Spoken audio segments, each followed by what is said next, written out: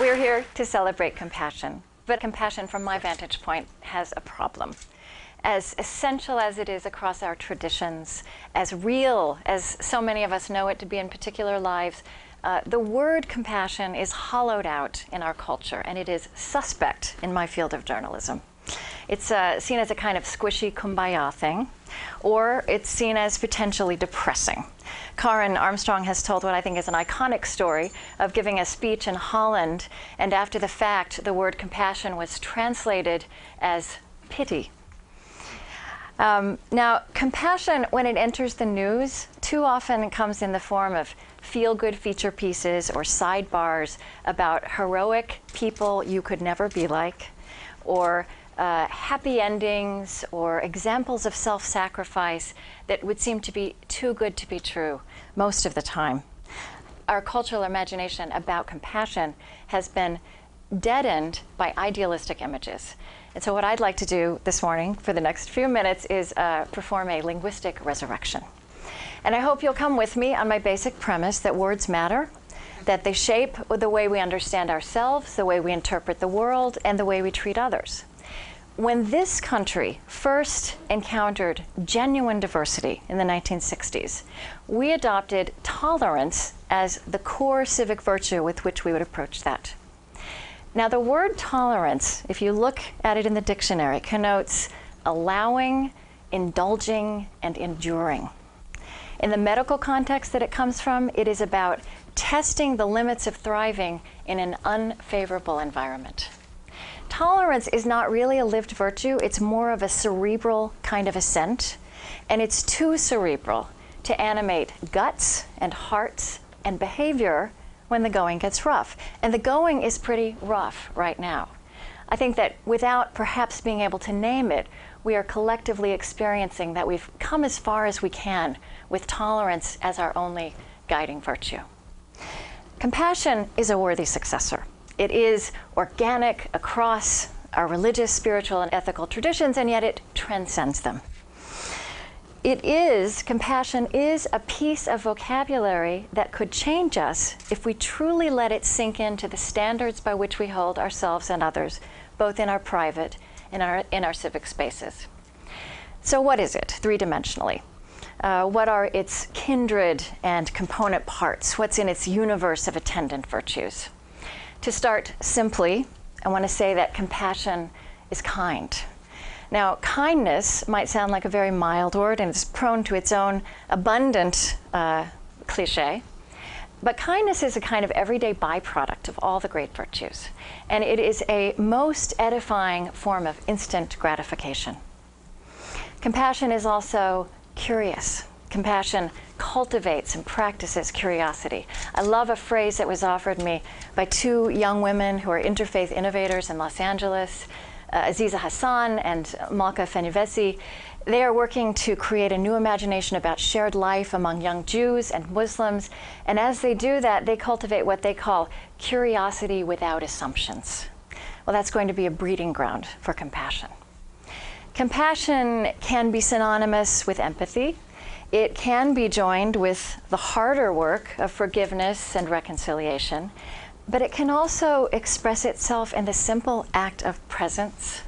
It's linked to practical virtues like generosity and hospitality and just being there, just showing up.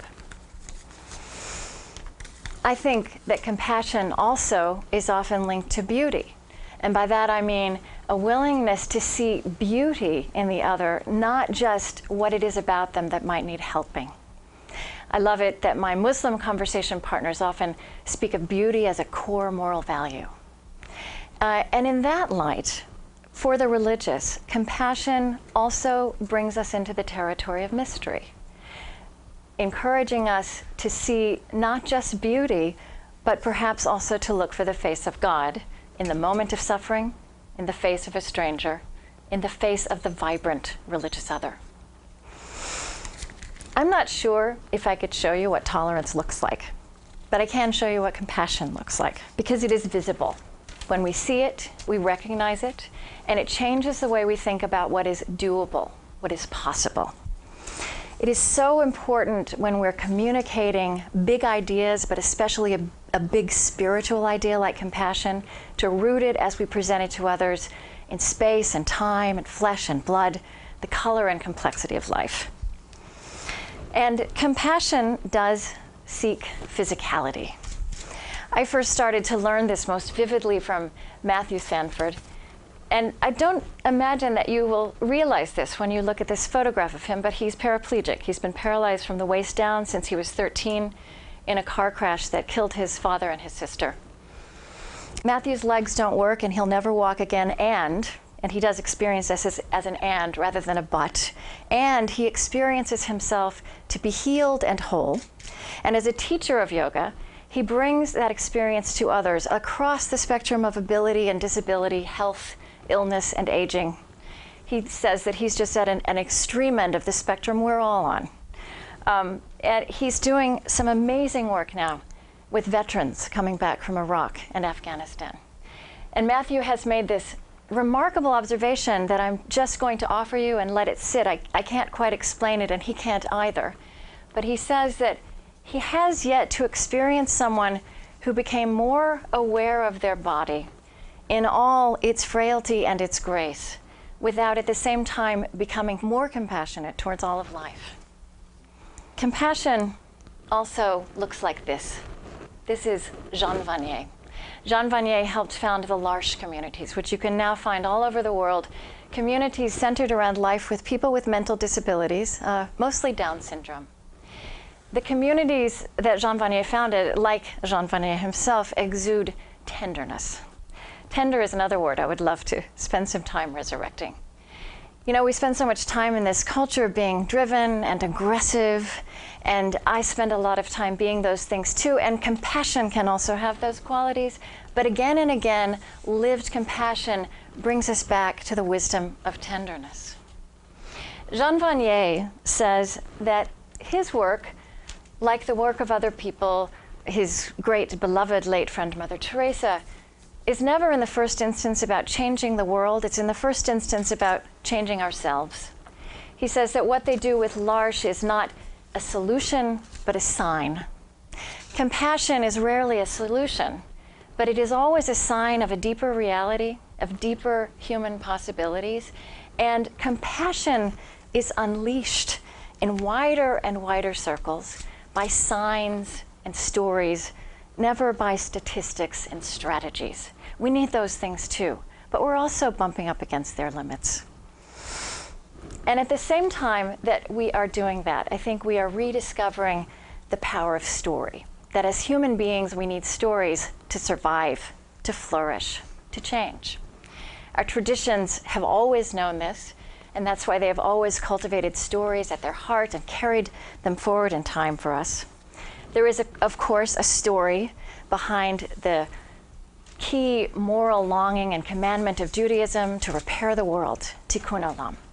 And I'll never forget hearing that story from Dr. Rachel Naomi Remen, who told it to me as her grandfather told it to her, that in the beginning of the creation, something happened, and the original light of the universe was shattered into countless pieces. It lodged as shards inside every aspect of the creation, and that the highest human calling is to look for this light, to point at it when we see it, to gather it up, and in so doing, to repair the world. Now, this might sound like a fanciful tale. Some of my fellow journalists might interpret it that way. Rachel Naomi Remen says this is an important and empowering story for our time, because this story insists that each and every one of us, frail and flawed as we may be, inadequate as we may feel, has exactly what's needed to help repair the part of the world that we can see and touch.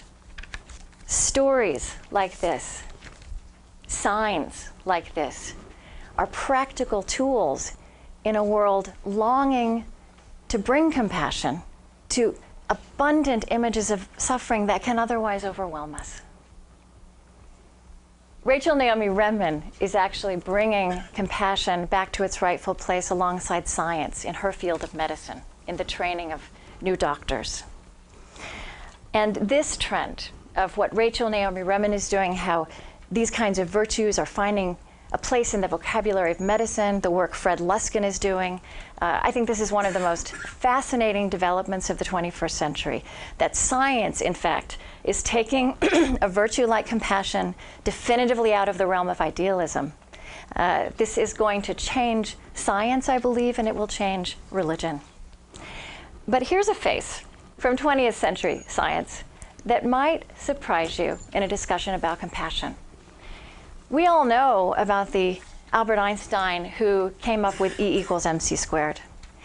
We don't hear so much about the Einstein who invited the African-American opera singer Marian Anderson to stay in his home when she came to sing in Princeton because the best hotel there was segregated and wouldn't have her.